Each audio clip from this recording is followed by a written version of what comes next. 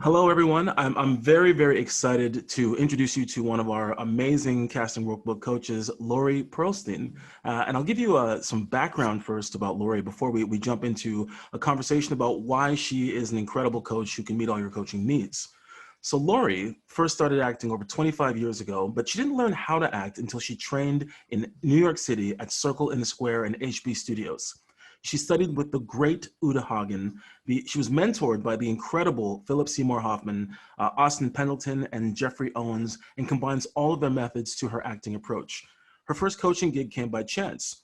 Philip Seymour Hoffman needed to learn the Canadian accent for his role in Owning Mahoney, and he became one of her greatest mentors in return after working with her. And, finally in her life, being a Canadian paid off.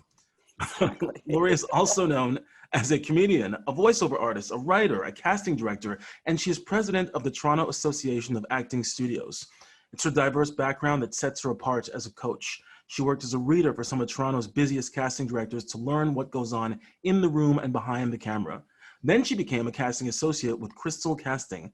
All of her experiences have given her the ability to pinpoint what is hindering an actor's performance and give them the appropriate tools to overcome their obstacles. Welcome, Lori Pearlstein. How are you? Thank you. I'm good. How are you? I'm doing fantastic. Thank you so much. Good. I'm excited to get to talk to you since you were mentored by one of my favorite actors of all time, which is Philip Seymour Hoffman. So give people a little bit more background. How did this collaboration come to be? He was doing a workshop at Circle in the Square, and I was studying with a former teacher of his. And so I got to do some classes with him, and then he was starring on Broadway in the theater at Circle in the Square, True West, where him and John C. Reilly changed roles. Did you hear about that? I did. I've seen clips. Incredible. Yeah, so you could volunteer and hand out programs and go and see it for free. So I was seeing it almost daily, as often as I could. And then I asked him if he needed help with his theater company, and then I would hand out programs there to get to see the performances for free. And then it just so happened that he had to learn the Toronto accent, and lucky me, I was the person he knew from Toronto. Well, that's incredible. I mean, talk about credibility. I mean, working with somebody on that level, I'm sure your insights into the craft just expanded dramatically. That's amazing. 100%. Now, you started off initially, you trained as an actor and you started working as an actor. Did you always know that you wanted to be a coach or a teacher? I didn't. I think at some point, I always knew I wanted to be an actor. Teaching acting never occurred to me because most of the training that I had in Toronto, I thought was less than stellar. I didn't think it really stepped up my game or inspired me. And then after living in New York and getting to train with the best of the best, when I came back, I just, in very small groups or coaching one-on-one, was just helping people who just needed that extra little push in the right direction and some inspiration. And it just kind of snowballed from there. But when I was younger, I thought maybe I would be a school teacher. So I guess it all kind of makes sense. And what was it that drew you to that? What was it that you love about teaching and coaching? There's something about specifically being an acting coach, seeing people have that aha moment. They come to you, you go through the script for their audition the first time, and then you give them some things to think about. And then the next time around, like you both sort of just are like, see, you see the difference there? And it just feels really good. Okay. And is there a particular method that you use with students, or what's your coaching philosophy? Or So I use a lot of different methods because I had a variety of training in New York. I've just sort of taken little bits of what worked for me in terms of approach or style, finding your objective, reading between the lines. It's not just what the words are in the script, but really looking at the stage direction, finding all of those moments where you don't have to be speaking. You're just so in it that we know exactly how you feel. okay, so And focus on. so Mhm. I was just going to say, so, for me, it's just about seeing where an actor is struggling and sort of knowing what it is that they need to really do a specific performance, because most of the time that's what it comes down to, is the specificity of what they're doing. Mm-hmm. And different people respond to different directions and different methods. So I find I have to take a little bit of everything depending on who I'm working with. Great. And would you say that this, your coaching, is this for stage, for TV, for film? Where would you say that your expertise lies in? Well, I did do a ton of theater in my life, but I would say that the coaching is more for film and television. It just turns out that a lot of people are booking me when they have an audition coming up for film and television. Mm-hmm. And so I've really, I can teach anyone to go bigger, but I think especially people who are coming from a theater background, being able to really bring it down and make it all in your eyes and in your body. I truly do believe that your eyes are the window to your soul. And I think that's where people struggle the most, is they feel the need to indicate and make gestures. So how, if they're hot, oh, I'm so hot. Look at me. I'm so dramatic. I'm figure that out. But when we're really hot, we don't necessarily do all that much. There are things that are a lot more subtle. And so I really like working on the film and television style. Okay. And it's interesting. I see here that you started an improvisation company after working in casting. Can you talk a little bit about that and the link between improv and great acting?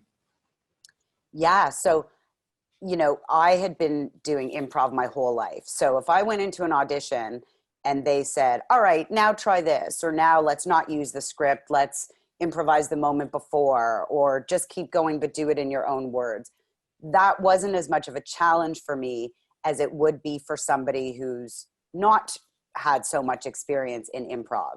Mm-hmm. And after I worked as an associate for a bunch of casting directors and then started casting with Crystal, whenever she had too many gigs, she would just give me, whether it was, a music video, a commercial, a TV show.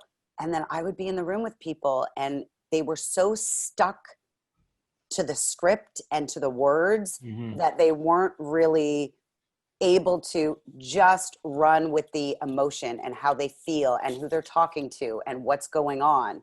And when you'd ask them to do something differently, they couldn't do it because they hadn't just memorized the words. They'd memorized the cadence. They'd memorized the gesture that they make in every line. And so I really think that you can't be a good actor unless you are a good improviser, because that also will happen on set. A scene isn't working and the director will give you a direction to do something completely differently or do it in your own words. And if you can't do that, you're in trouble. Yeah. Coming from an improv background myself, I agree with you. And I also share with you, I've worked in casting, I've worked as a reader. What do you think the most useful insights you've learned from being on that side of the camera are for actors? The number one, the best actor does not always get the job. Yeah.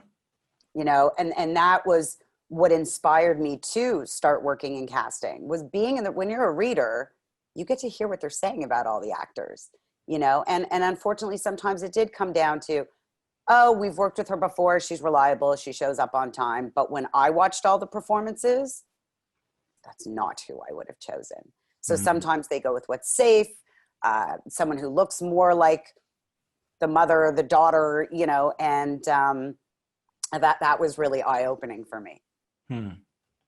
Well, what makes great work? What makes a great scene or great acting?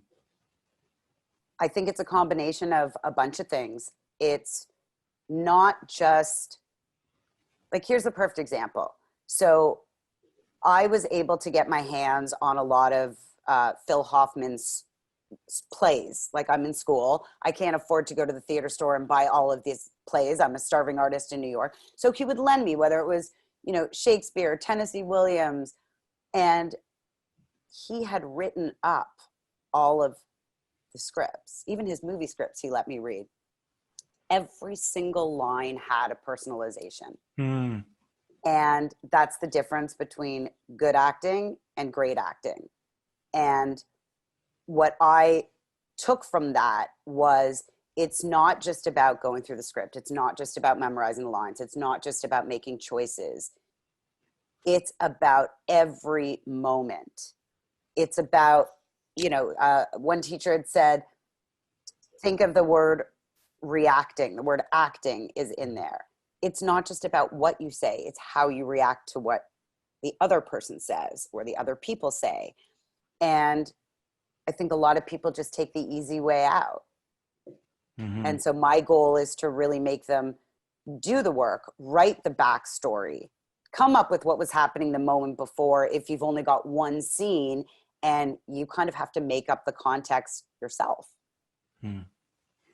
Great. So there's a big focus on text analysis and preparation in your work. Yeah. And the psychology of the character, I think it's so important, again, if you're not given the information, to make those choices, not only about your relationship with the character, but all of the things.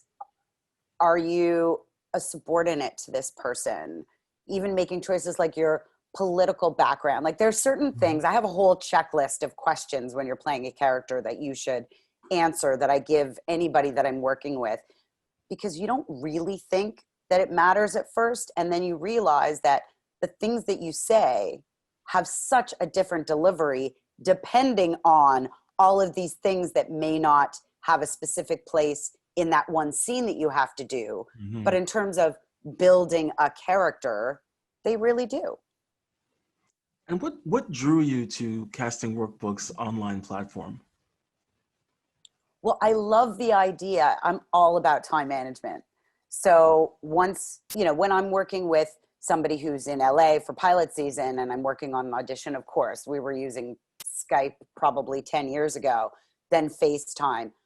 But once the whole world shut down, this just became, the new normal. It's so much easier. There's just so many people that you can get in one day and so much time you can spend with them because you don't have to sit in traffic, book the space, all of that stuff. So I really like the idea of trying to, embrace doing everything online if you can't be in person. Mm-hmm. Great. And what can people expect from Lori Pearlstein if they come for you for coaching? If you could summarize what you bring to them, what unique thing you bring to them as a coach? I don't know if this is the most unique thing, but it's definitely really important to me. If anyone comes to me with stars in their eyes and they want to be famous, I shut that concept down pretty quickly. I've noticed in all the years that I've been teaching that a lot of people really think it's easy. Yeah. And, whether it's the people, oh, well, who have you trained with and who have you made into a star? But this is what social media has done to people, Mm-hmm. So I think for me, it's really first and foremost about the craft. Like I said, I was acting for a really long time and I didn't realize until I went to New York that I was totally faking my way through it. Mm. And now I feel like it is my duty, not only as a coach, but also as the president of TASK, to get people on board with the idea that this is work and it's not easy. And if you really want to be great at it, you have to really commit to it. So there are no shortcuts and you have to do it because you really, really, really love it. Well, I think that's super solid advice. So anybody listening, if you want an experienced coach, 12 years as a coach and many more years as an actor, worked with some of the greats like Philip Seymour Hoffman, and had the privilege of being mentored by greats like Uta Hagen. I think Lori Pearlstein would be an excellent option to work with as a coach. Awesome. Thank you so much for joining us today. I appreciate it. Thank you. It was an absolute pleasure.